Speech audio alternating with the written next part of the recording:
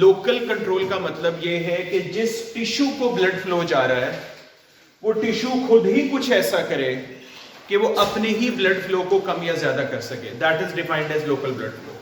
It is the involvement of the local tissue.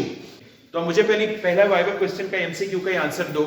In local blood flow which of the following controls the blood flow? The tissue which is having the blood.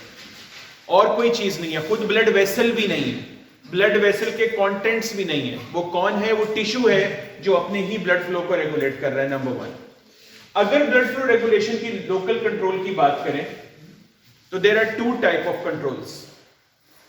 One is the short term, या इसको book जैसे लिखती है acute control of local blood flow, and second one is the long term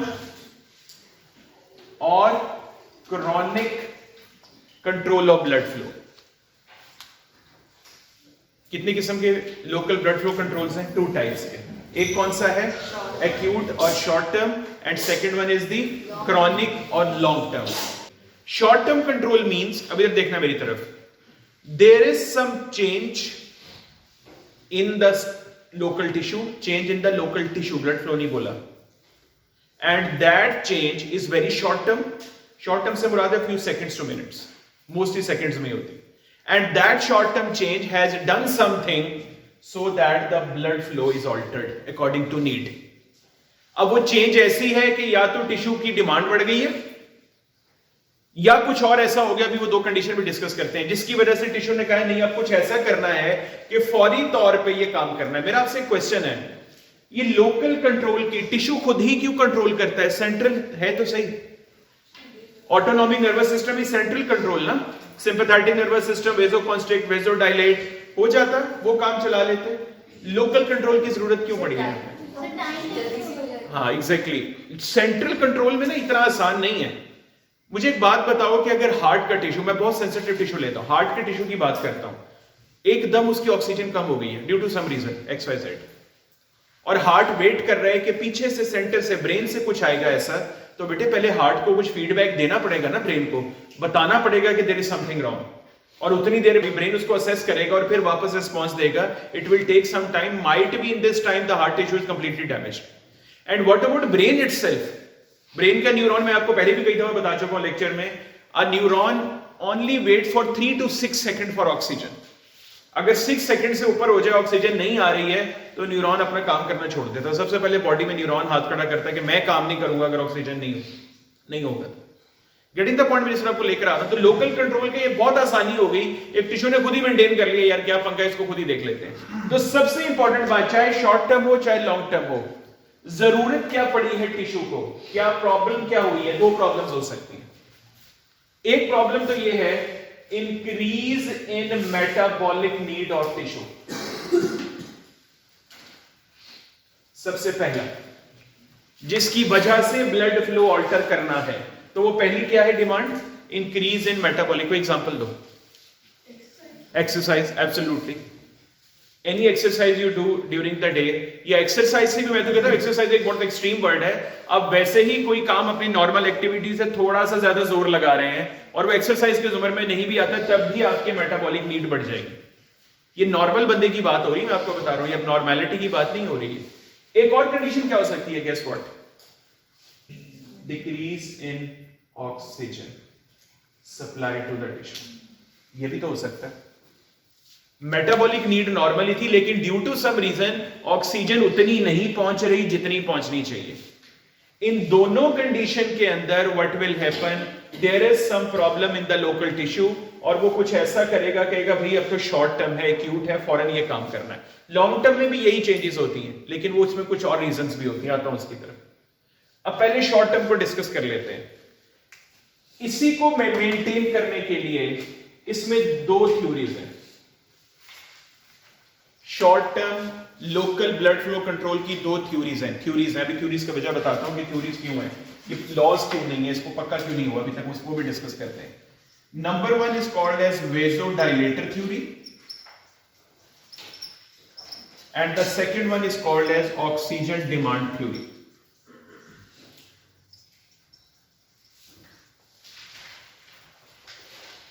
मैंने ना पूरी कोशिश की आज के लेक्चर में कि इसको मैं जितना ऑर्गेनाइज कर सकता हूं मैं करके आपको बता सकूं, क्योंकि मैं बुक में पढ़ते हुए ना इसकी बहुत सारी ब्रांचेज है इस टॉपिक की और आप कहीं और ही निकल जाते हो पढ़ते हुए, तो इसलिए मैं इसको कंटेन करने की कोशिश कर रहा हूं कि जो चीज आपके लिए इंपॉर्टेंट है वो आपको क्लियर होनी चाहिए।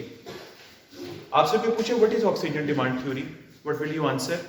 Sir, it is the theory of the short term और acute blood flow control by the local tissue. आपसे कोई पूछे व्हाट इज वेसोडाइलेटर थ्योरी, अभी एक्सप्लेन नहीं कर रहे उसे, सिर्फ पूछे कि है क्या, कहां से आई है ये, आप कहोगे it is a theory for controlling the acute और short term local blood flow. तो मैं आपको वापस रिट्रोस्पेक्टिव भी लेके जा रहा हूं। सबसे पहली और इंपॉर्टेंट बात वेसोडाइलेटर थ्योरी से समझ के आता है, इसके एंड पे जो भी रिलीज होगा वो लोकल ब्लड वेसल को क्या करवाने वाला है, डायलेट करवाने वाला है। तो मुझे बताओ इसकी कॉज क्या लिखूं, ये थ्योरी क्यों चाहिए, वेसोडाइलेटर सब्सटेंसेस क्यों चाहिए, बताओ मुझे। Of course there is something, इसका सबसे इंपॉर्टेंट यहां पे लिखता हूं डिक्रीज इन ब्लड फ्लो, ये वो कॉज है, सबसे इंपॉर्टेंट पॉइंट जिसकी वजह से वेसोडाइलेटर सब्सटेंसेस की जरूरत पड़ी। अगर ये डिक्रीज इन ब्लड फ्लो होता ही ना तो ऑटोमेटिक सी बात है हमें इसकी तरफ आना ही ना पड़ता। तो अब डिक्रीज इन ब्लड फ्लो हुआ है, किसी भी वजह से हो सकता है, वो पैथोलॉजिकल भी हो सकता है, डिजीज भी हो सकता है, बट अबाउट अगर ब्लड वेसल में थ्रोम्बस है तो बताओ मुझे, ब्लड फ्लो डिक्रीज होगा कि नहीं? एम्बुलेंस के केस में क्या होगा, ब्लड फ्लो डेफिनेटली डिक्रीज होगा, कोरोनरी आर्टरी से बहुत मिलता जुलता है। अगर डिक्रीज इन ब्लड फ्लो हुआ, आपने देखा यहां पे होता क्या है, लोकल टिश्यू लिख रहा हूं सबसे पहले आपको वही बात समझाने के लिए जो आप पढ़ते पढ़ते स्किप कर जाओ। लोकल टिश्यू इफेक्ट हुआ ना डिक्रीज इस ब्लड फ्लो से, तो लोकल टिश्यू ने डिक्रीज ब्लड फ्लो के रिस्पॉन्स में फौरी तौर पे release some vasodilator substances, local tissue ही रिलीज करता है, जिसको वो कहते हैं ना जिस पे आई होती है उसी को पता होता है, या मकसद कहते हैं ना कि जिस बेचारे पे चल रहा होता है, चल रही होती है, जो प्रॉब्लम में होता है, या अल्लाह की जात जानती होती है या उसको पता होता है कि क्या चल रहा है, और थर्ड पर्सन किसी को नहीं पता। किसी का कोई अगर बहुत करीबी फौत हो जाए तो वो मिलने मिलाने वाले तो बहुत आते हैं, बहुत ज्यादा आते हैं, करने सब करके जाते हैं, ओके जी अफसोस हुआ, सब कुछ हुआ, लेकिन the pain the agony the same person is feeling, जिसका लॉस एग्जैक्ट हुआ है वो कोई दूसरा फील नहीं कर सकता। बिल्कुल इसी तरह जिस टिश्यू का अपना नुकसान हुआ है वही उसको फील करने वाला है कि असल में क्या हुआ। तो ये वेसोडाइलेटर रिलीज करता है। अब आपने वेसोडाइलेटर सब्सटेंसेस के नाम याद रखने, पहले मैं वो लिखता हूं जो आपको पता है, जो कॉमन है, और वो बहुत हैरान करना है, पोटाशियम आयन। पोटाशियम आयन का पता है कि नहीं? ये लोकल टिश्यू रिलीज करता है जब उसकी ब्लड सप्लाई कम होती है, पोटाशियम कॉजेज वेसोडाइलेशन। मैं अब तरीका बताता हूं कि वो कैसे करता है, उसकी बात कर लेते हैं। उसके बाद और कौन है जो ये काम करता है, आपको वेरी इंपॉर्टेंट वेसोडाइलेटर एडिनोसिन, ये नहीं भूलना आपने, एडिनोसिन। आपको अगर एमसीक्यू आ जाए ना, विच of the following is most potent vasodilator, वहां पे 5 नाम लिखे हैं और एडिनोसिन भी मेंशन है। ये बिल्कुल एक्सक्लूसिव एमसीक्यू आंसर है, adenosine is the most potent of all of these. इसके अलावा भी बुक में कुछ मेंशन है, ये वो टॉप 2 है जो मैंने मेंशन कर दिया, जो आपने किसी सूरत नहीं भूलना है। 3-4 और भी हैं वो बुक में लिखे हैं, उसमें पढ़ लेना आप लोग जाकर। तो मुझे बताओ कि एडिनोसिन कहां से आया? टिश्यू से। टिश्यू ने क्यों रिलीज किया? क्योंकि उसकी ब्लड सप्लाई कम हो गई, इसकी सेंस मुझसे रिलीज किया। Okay, this adenosine and potassium they goes to the, अभी गौर से सुनना है, मुझे बताओ कि किसी भी टिश्यू की, अगर ये टिश्यू है और ये उसकी ब्लड सप्लाई आ रही है ऊपर, तो ब्लड सप्लाई में मैंने आपको बताया था ये कैपिलरी होती है। कैपिलरी से पहले क्या होता है? Meta arteriole. और एक कैपिलरी की एंट्रेंस पे क्या होता है? स्फिंक्टर। इस स्फिंक्टर को कहते हैं प्री कैपिलरी स्फिंक्टर, जो हर कैपिलरी के एंट्रेंस पे होता है। ये जो वेसोडाइलेटर सब्सटेंसेस हैं, they act on pre capillary sphincter and cause it. अब मुझे बताओ प्री कैपिलरी स्फिंक्टर को क्या करना है? डायलेट करना है कि कॉन्स्ट्रिक्ट करना है? डायलेट करना है। इसकी ब्लड सप्लाई करने के लिए they dilate it and hence the blood supply to the local tissue increases. This is called as vasodilator theory. आपको एक रिवीन करनी है ताकि मैं अगली थ्योरी पे शिफ्ट हूं। वेजोडाइलेटर थ्योरी स्टार्ट कहां से हुई? What's the cause? Decrease in blood supply to a tissue. Second, उसके बाद टिश्यू ने सेंस क्या किया? टिश्यू ने सेंस करने के बाद क्या रिलीज किया?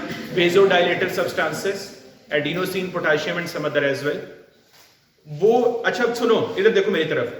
टिश्यू से निकले, टिश्यू से निकल के साथ है इंटरस्टिशियल स्पेस, उससे गुजरे, उससे गुजर के पहुंचे किसके पास? प्री कैपिलरी स्फिंक्टर के पास।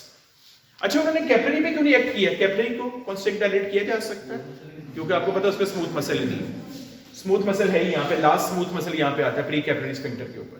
तो वो यहाँ पे ही पहुंचते हैं, ये फॉरन डायलेट हो जाता है उसके रिस्पॉन्स में और लोकल ब्लड फ्लो इंक्रीज हो जाएगा और वो जो डिक्रीज ब्लड फ्लो वजह होगी, जो भी ओरिजिन कॉज है, वो रिवर्स हो जाएगी। This is how it affects, it actually goes opposite to the initial. Potassium mechanism, आप इसको ये समझ लो कि जैसे रीपोलराइजेशन का कॉन्सेप्ट नहीं था पोटेशियम का, बिल्कुल वैसा ही कॉन्सेप्ट है। मतलब आप ये समझ लो कि वेजोडाइलेशन इज रिलैक्सेशन काइंड ना, तो पोटेशियम भी कुछ उसी सेंस में जाता है कि जब सोडियम काम करता है तो वो एक्शन करवा रहा होता है और पोटेशियम काम करता है तो वो रिलैक्स करवा रहा होता है, तो उस सेंस में ये वेजोडाइलेट करवा रहा है। ओके, ऑक्सीजन डिमांड थ्योरी, ये तो खैर बहुत ही आसान है, ऑक्सीजन डिमांड थ्योरी समझना तो बहुत ही आसान है। अब वैसे मुझे एक बात बताओ कि अगर ये प्री कैपिलरी स्फिंक्टर एक स्मूथ मसल है, आपने इधर देखना है मेरी तरफ, स्मूथ मसल को एटीपी चाहिए, यस और नो? चाहिए। स्केलेटल से कम चाहिए लेकिन चाहिए। एटीपी सेल के अंदर किस प्रोसेस से बनता है? ये वो बातें करो जो आपको पता है। वो जो ग्लूकोज मेटाबॉलिज्म है जिसमें glycolysis, pyruvic acid oxidation, Krebs cycle और उसके बाद इलेक्ट्रॉन ट्रांसपोर्ट चेन, उसके रिजल्ट में बनते हैं ATP. What do you think, अगर ऑक्सीजन नहीं मिल रहा सेल को, टिश्यू को, तो उस प्रोसेस को क्या होने वाला है? Decrease. ATP formation will go down और ऑटोमेटिकली ये जो स्मूथ मसल कॉन्ट्रैक्शन का प्रोसेस है ये इफेक्ट हो जाएगा। मुझे बताओ, एटीपी स्फिंक्टर की कॉन्ट्रैक्शन में चाहिए होंगे या रिलैक्सेशन? कॉन्ट्रैक्शन करते। एटीपीज की चाहे वो स्मूथ मसल है चाहे स्केलेटल मसल है, काम करने के दौरान जरूरत पड़ती है, काम करने के बाद जरूरत नहीं होती, वो तो रिलैक्सेशन फेज होता है। अब मुझे बताओ कि अगर ऑक्सीजन डिमांड के हिसाब से टिश्यू की, इसकी कॉज क्या लिखूं? जैसे इसकी लिखी थी डिक्रीज ब्लड फ्लो, इसकी कॉज क्या लिखूं? Increase in demand of oxygen by the tissue. इस केस में तो ऑक्सीजन ही कम पहुंच रही थी, लेकिन इस केस के अंदर क्या हुआ है? ऑक्सीजन की डिमांड बढ़ गई। अच्छा, आपको लगता है क्या ये वाली कॉज इसके साथ फिट होती है? इंक्रीज इन मेटाबॉलिक नीड के साथ ये वाली कॉज इसके साथ फिट हो रही है कि मेटाबॉलिक नीड बढ़ गई है, तो अब टिश्यू कैसे देखेगा उसको मेटाबॉलिक नीड को? इसकी ऑक्सीजन डिमांड बढ़ जाएगी, पूरी नहीं पड़ेगी। ऑक्सीजन डिमांड बढ़ने की वजह से अब प्रॉब्लम क्या होनी शुरू हो गई है कि ऑक्सीजन तो डेफिशिएंट थी ही, that is leading to decrease in ATPs in smooth muscle of precapillary sphincter.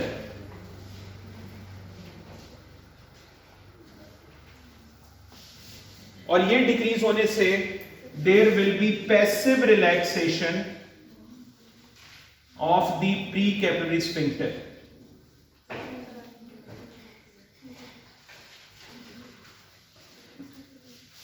क्या हुआ?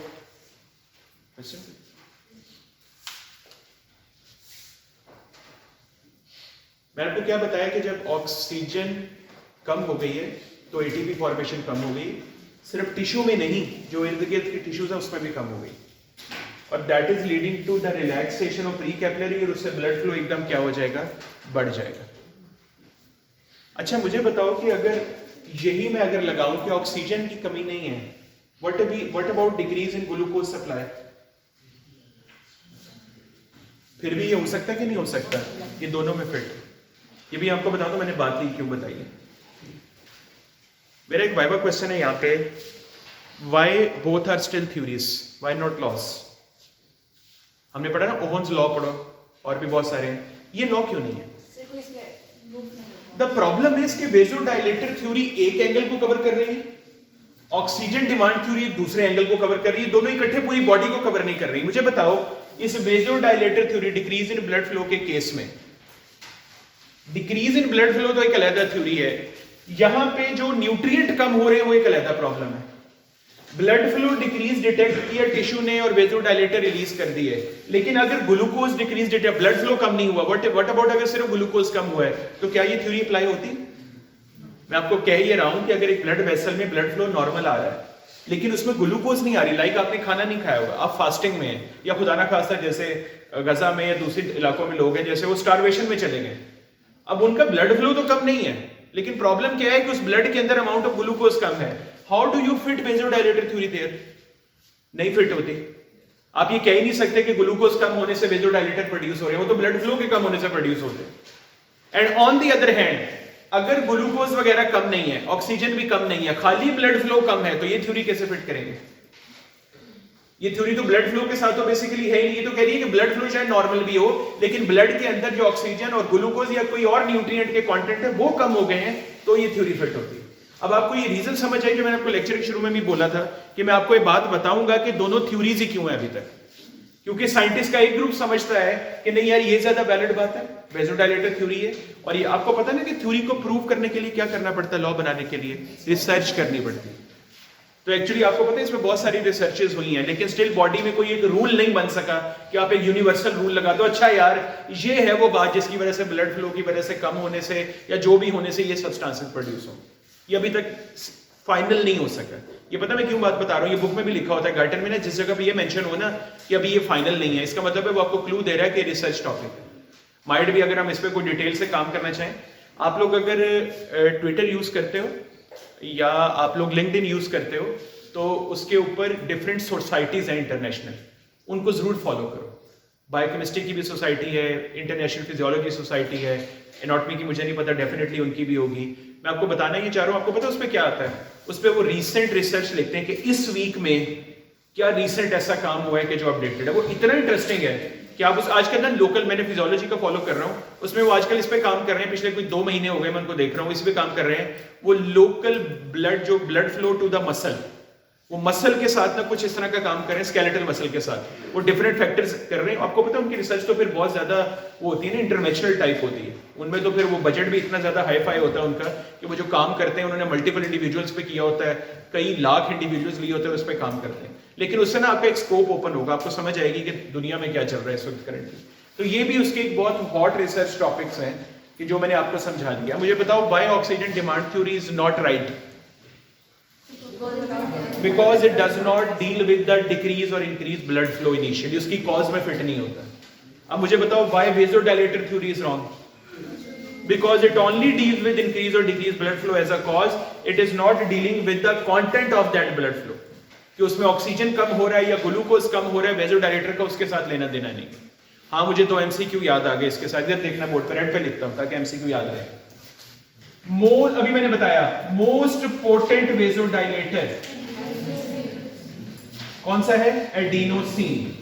एक और याद रख लो इसके साथ, लेकिन वो टिश्यू नहीं रिलीज करता, नाइट्रिक ऑक्साइड। ये भी इसके साथ याद रखो, मैं इनका फर्क बता देता हूं MCQ में, इसको पकड़ना कैसे आपने। Adenosine is released by local tissue, जो इफेक्ट हो रहा है वही रिलीज कर रहा है। Nitric oxide is released by endothelial layer, endothelial cells. ये कौन है? कैपिलरी की बेसमेंट के साथ एंडोथेलियल सेल नाइट्रिक ऑक्साइड वो रिलीज करते हैं, और वो भी जाके पीछे जाके जो मेटा आर्टेरियोल है उनको डायलेट करवाता है ताकि कैपिलरी का ब्लड फ्लो इंक्रीज हो जाए। अब मुझे बताओ कि दोनों ही पोटेंट वेसोडाइलेटर हैं। MCQ की स्टेटमेंट में क्या ढूंढ रहे होगे? एक स्टेटमेंट ये है, which of the following is most potent vasodilator released by local tissue? Adenosine. और एक है, which of the following is most potent vasodilator released by the endothelial cell layer of the capillary? अब nitric oxide. अब adenosine answer नहीं होगा, चाहे adenosine option में भी लिखा हो, तो इसका रिलीज भी मैटर करता है। अच्छा, इसी तरह एक मोस्ट पोटेंट वेसोकॉन्स्ट्रिक्टर, ये भी मैं साथ ही लिख देता हूं, MCQ मुझे याद आ गया, मैंने कहा साथ ही मेंशन कर दिया। Most potent vasoconstrictor endothelin, and it is also released by same endothelial cell layer. इसके तो नाम में भी एंडोथेलिन है। ये कौन प्रोड्यूस करता है? वही जो नाइट्रिक ऑक्साइड प्रोड्यूस करता है। लेकिन ये क्या है? Very strong vasoconstrictor. आपको पता है साइंटिस्ट का एक ग्रुप इस पे भी काम कर रहा है कि यार हो सकता है हम जो टिश्यू का कंट्रोल ले रहे हैं वो टिश्यू कंट्रोल कर ही ना रहा हो, वो बल्कि कौन ज्यादा अच्छा कंट्रोल करता है? एंडोथेलियल सेल लेयर उसको मैनेज करती है, क्योंकि उसके पास वेरी स्ट्रॉन्ग वेजोडाइलेटर भी है और उसके पास वेरी स्ट्रॉन्ग वेजोकॉन्स्ट्रिक्टर भी है। लेकिन अगेन ये भी एक अभी बात, ये तो थ्योरी में भी अभी नहीं आई, लेकिन ये भी एक कॉन्सेप्ट है जिसके साथ चलता है। तो क्लियर हो गया? Local control of blood flow कितने टाइप्स का होता है? 2 टाइप्स का। One is the short control, other is a long term control. Short term control में कौन सी 2 थ्योरीज हैं? वेजोडाइलेटर थ्योरी और oxygen demand theory. Vasodilator theory की कॉज क्या है? Decrease in blood flow. और ऑक्सीजन डिमांड थ्योरी की कॉज क्या है? Increase in demand of the tissue. और वो क्यों बनी है? जाहिर है या तो ऑक्सीजन कम हुई है, या कौन कम हुआ है? ग्लूकोज कम हुआ, या कोई और न्यूट्रिएंट भी आ सकता है जो सेल को चाहिए होगा। सेल टू सेल न्यूट्रिएंट भी तो वेरी करते हैं ना। मसल सेल को कैल्शियम बहुत चाहिए होता है, जो न्यूरॉन है उसको सोडियम चाहिए होता है, तो सेल टू सेल न्यूट्रिएंट भी वेरी करता है, तो वो डिपेंड करता है कि और ना कम हो गया। और वेजोडाइलेटर के केस में जब ब्लड फ्लो कम होता है तो टिश्यू क्या प्रोड्यूस करता है? वेजोडाइलेटर सब्सटेंसेस, जो जाके प्री कैपिलरी स्फिंक्टर को रिलैक्स करते हैं, ब्लड फ्लो बढ़ जाता है। ऑक्सीजन डिमांड थ्योरी में क्या है कि क्या प्रोड्यूस हुआ?